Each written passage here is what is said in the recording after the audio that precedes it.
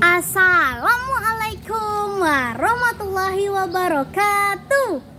Halo teman-teman, perkenalkan saya Farin Nur Azizah dari SDN 06 Pauhubuk Sikaping, Kabupaten Pasaman, Provinsi Sumatera Barat. Sekarang Azizah akan bercerita tentang Gunung Pasaman dengan Rajo Imbang Langit yang berasal dari Provinsi Sumatera Barat. Di kaki Gunung Pasaman hiduplah seorang pemuda yang bernama Rajo Imbang Langit.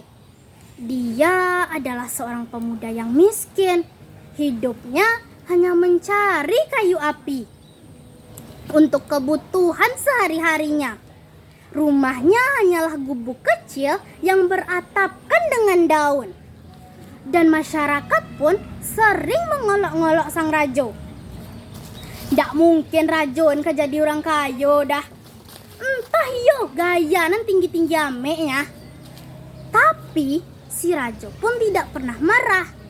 Suatu hari setelah mencari kayu api, Rajo pun naik ke lereng gunung. Karena sudah lelah untuk berjalan, Rajo pun beristirahat di batu yang besar. Ternyata dia tertidur dan mendapatkan mimpi ada cahaya kuning keemasan turun dari langit ke puncak gunung.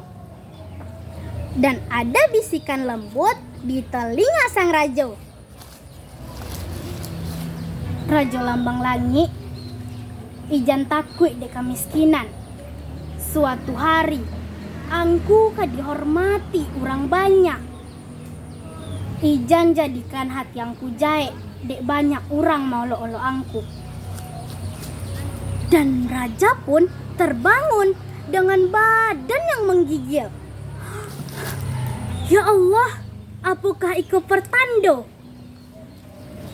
Dan keesokan harinya, Raja pun turun ke kampung halamannya dan menceritakan semua mimpi yang dia alami. Tadi malam ambo bermimpi ada cahaya turun ke puncak gunung. Aponya Rajo ya, jadi orang miskin, baharok lo inyo jadi orang pilihan. Tapi Raja tidak marah. Dan sudah beberapa saat kemudian, kampung pun terkena musibah kekeringan. Seperti padi warga sudah tidak bisa diambil lagi. Nah, masyarakat pun sudah mulai ketakutan. Tapi sang Rajo teringat dengan mimpinya tadi. Dan ia langsung mengajak masyarakat untuk naik ke gunung. Capek lah nanya ke gunungnya nawa ambil ame-amenin. Namun masyarakat mengikuti perkataannya si Rajo walaupun sedikit kurang percaya. Setelah sampainya di puncak gunung, mereka terkejut melihat banyaknya tumpukan emas dan tanah yang subur. Ia menyesal karena telah pernah mengolok-olok sang Rajo. Dan Rajo pun mengajak warga membuat permukiman di lereng gunung. Sekarang Rajo sudah tidak diolok-olok lagi, tapi malah dihormati. Pesan moral yang dapat diambil dari cerita Azizah tadi adalah 1. Janganlah pernah mengolok-olok orang. Mungkin kita sebagai yang pengolok-olok tidak mulia, tidak semulianya orang yang kita olok-olok. Yang kedua, jangan pernah mengolok-olok orang melihat dari kekayaannya, tetapi lihatlah dari hatinya yang ikhlas.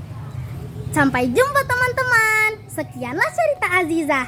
Assalamualaikum warahmatullahi wabarakatuh.